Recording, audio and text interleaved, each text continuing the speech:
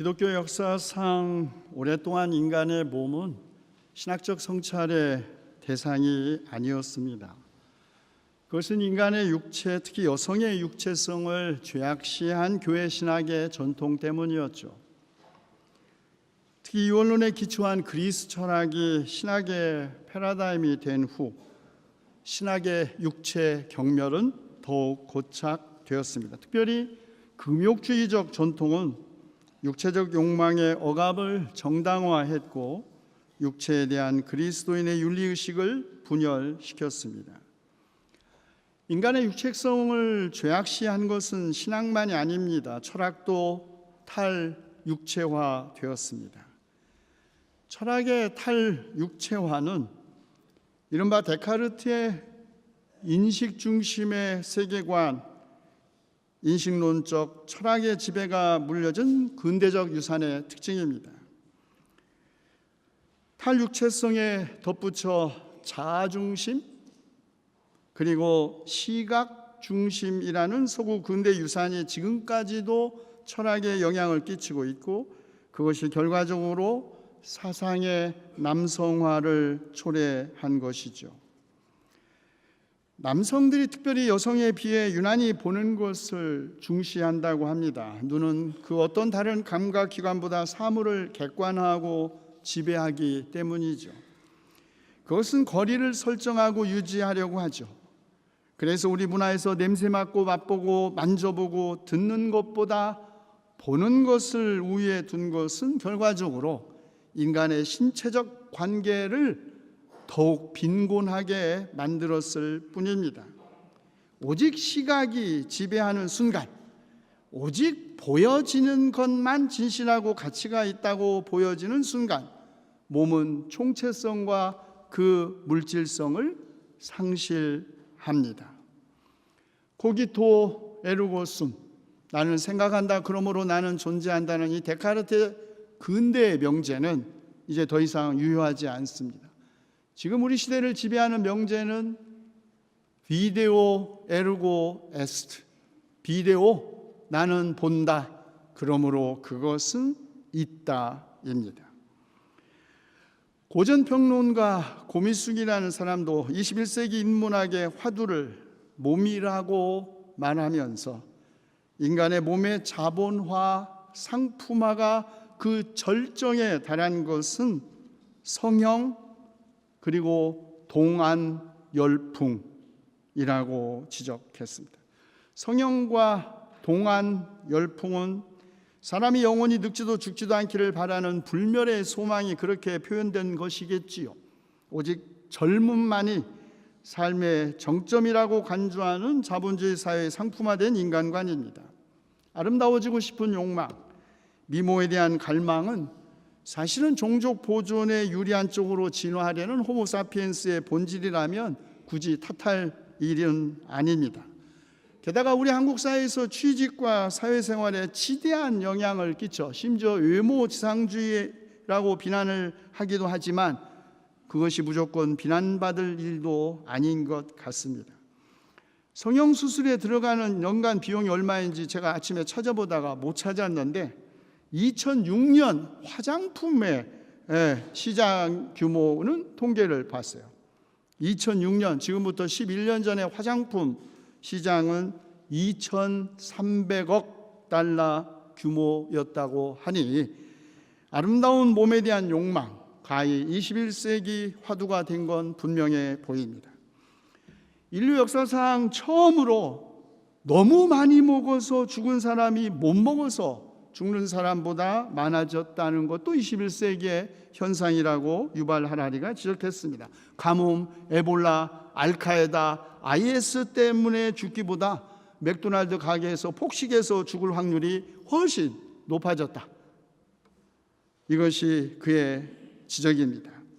그것이 아름답고자 하는 욕망이건 영양실조건 비만이건 몸이 21세기 최고의 화두가 된 것은 명백합니다. 그럼에도 불구하고 지난 2000년 동안 신학은 한 번도 인간의 몸뚱아리, 이 육체를 그의 신학적 성찰의 화두로 삼은 적이 없습니다.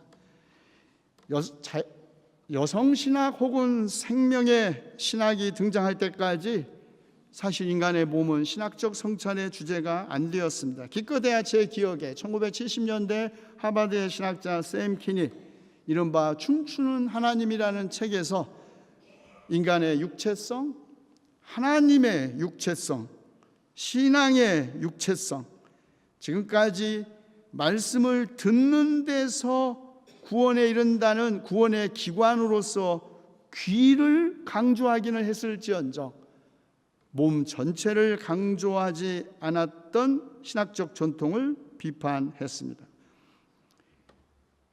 세련된 신학자들의 부정에도 불구하고 기독교는 결코 육체를 정신보다 그리고 감각을 마음보다 낮게 평가하는 낮고 영구적인 이원론을 떠날 수 없었다. 소규모의 진전이 있었음에도 불구하고 역사와 구원에 관한 기독교적 이해 안에 육체성이 위치해야 하는 것에는 아직도 뿌리 깊은 우려가 작용하고 있다.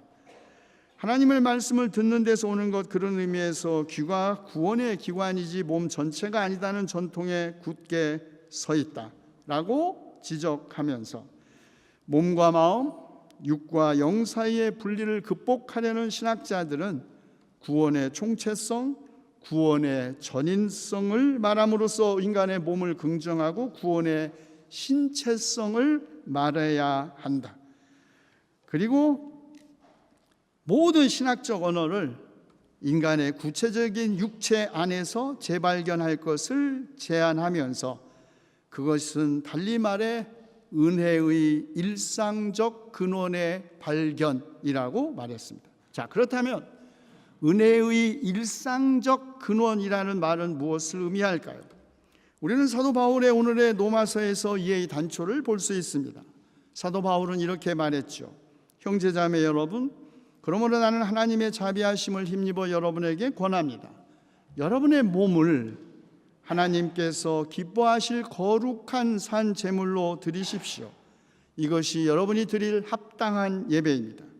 여러분은 이 시대의 풍조를 본받지 말고 마음을 새롭게 함으로 변화를 받아서 하나님의 선하시고 기뻐하시고 완전하신 뜻이 무엇인지를 분별하도록 하십시오.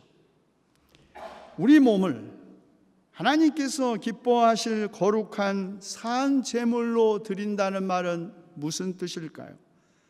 이 말씀의 배후에는 그 당시에 죽은 동물의 피로 물든 제물, 살아있는 제물로서의 우리 몸을 의식적으로 대립시키려는 사도 바울의 의도가 숨어 있습니다. 피 흘리는 죽은 동물을 제물로 바치는 죄인은 영으로 세상 안에 임재하는 하나님을 조롱하는 것이고 또한 불합리한 것이라고 당시 스토아 학파들이 말했고, 그 영향을 받은 디아스포라 유대인들 가운데 하나였던 사도 바울도 그래서 참된 예배는 피를 흘리는 죽은 동물을 바치는 제의가 아니라 마음과 뜻과 행위로서 하나님을 찬양하기 위해 하나님의 뜻에 동의하는 영적인 예배, 곧 우리 몸을 산 제물로 드리는 예배로 이해했던 것입니다. 요한은 이것을 영과 진리로 드리는 예배라고 표현했고, 베드로전서 기자는 하나님께서 기쁘게 받으실 신령한 제사로 표현했습니다. 사도 바울은 우리가 드릴 합당한 예배라고 했는데 헬라어 성서를 그대로 직역하면 이성적인 예배입니다. 페어님프티거 고테스딘스트라고 그래요. 로기켄, 노고스적 예배. 이 말은 우리가 우리의 몸을 산 제물로 드리는 예배가 무슨 신비주의나 무슨 금욕주의적 예배와가 아니라 지극히 이성적인 예배라는 뜻이죠. 우리의 몸을 거룩한 산 제물로 바친다는 것은 그런 금욕주의적 삶을 사는 걸 의미하지 않습니다.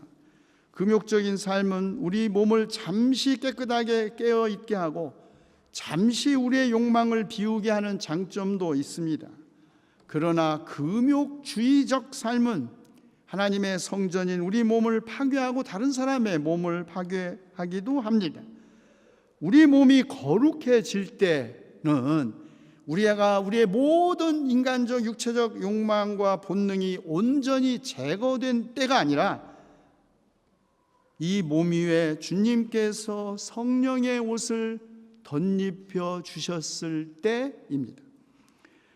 우리 몸을 거룩한 산 제물로 바친다는 것은 우리의 지상적 삶 전체가, 다시 말해 우리의 세속적인 삶은 물론 우리의 모든 종교적 행위도 하나님 앞에서 온전히 드러난다는 것을 의미합니다.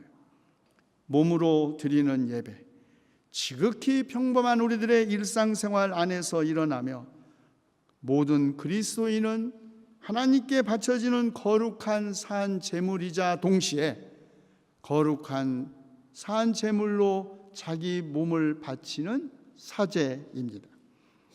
우리 몸을 거룩한 산 제물로 바치는 예배는 특정한 공간에, 특정한 시간에, 특정한 종교적 행위로서만 행해지는 것이 아닙니다. 우리 몸을 거룩한 산 제물로 바치는 예배는 세상 안에서 세상과 함께 그리고 세상을 위하여 드리는 예배입니다. 하나님께서 그토록 사랑하셔서 자기 독생자를 보내신 곳, 바로 이 세상 외 어디에도 우리가 자신을 산 제물로 바칠 곳은 없습니다. 우리 몸을 거룩한 산 제물로 바치는 예배자는 이 시대의 풍조를 본받지 않습니다. 이 시대의 풍조는 무엇입니까?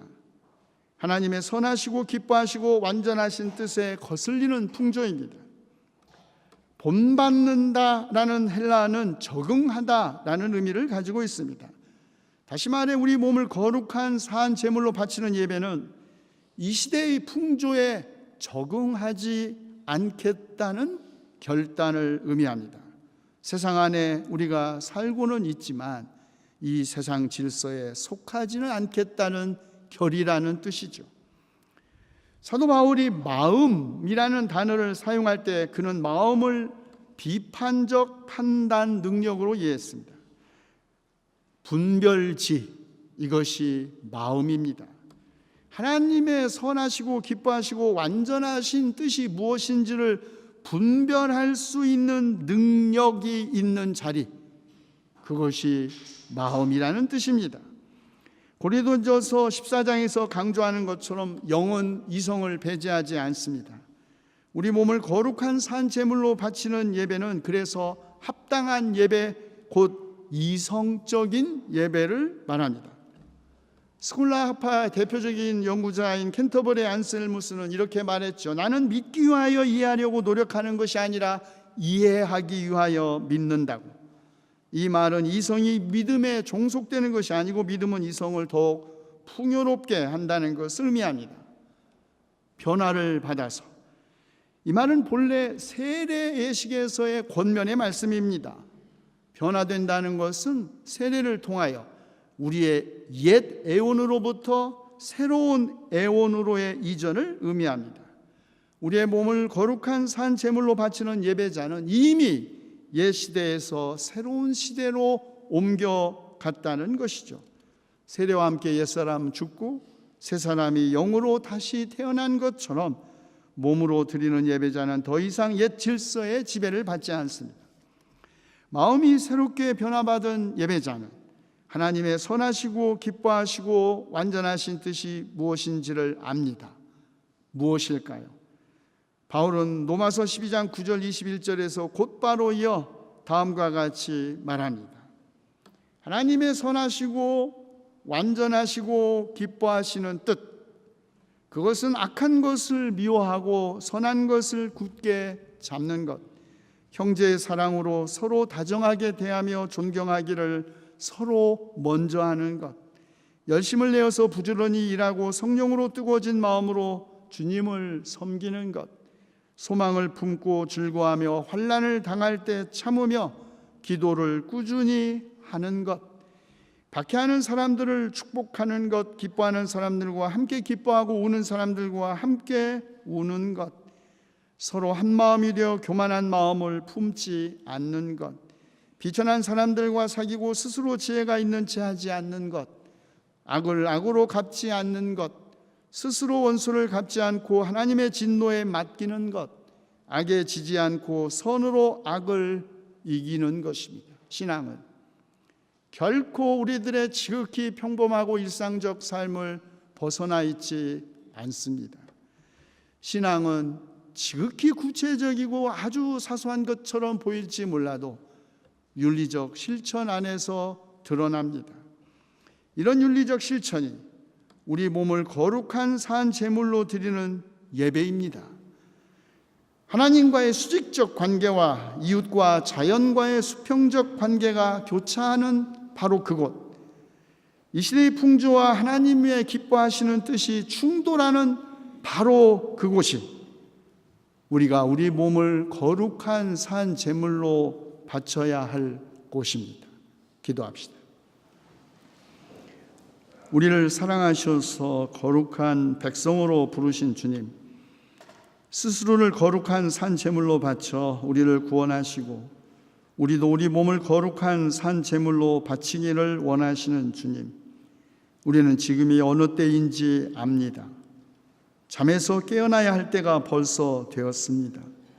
밤이 깊고 낮이 가까웠으니 우리가 어둠의 행실을 벗고 빛의 갑옷을 입게 하여 주시옵소서. 하여 우리의 약한 몸, 아픈 몸, 병든 몸, 상처받은 몸이 성령을 덧입어 치유받게 하시고 믿음에서 오는 모든 기쁨과 평화가 우리 몸 안에 충만하게 하여 거짓 없는 사랑으로 세상을 밝히게 하시옵소서. 소망을 주시는 우리 주 예수 그리스도의 이름으로 기도하옵나이다.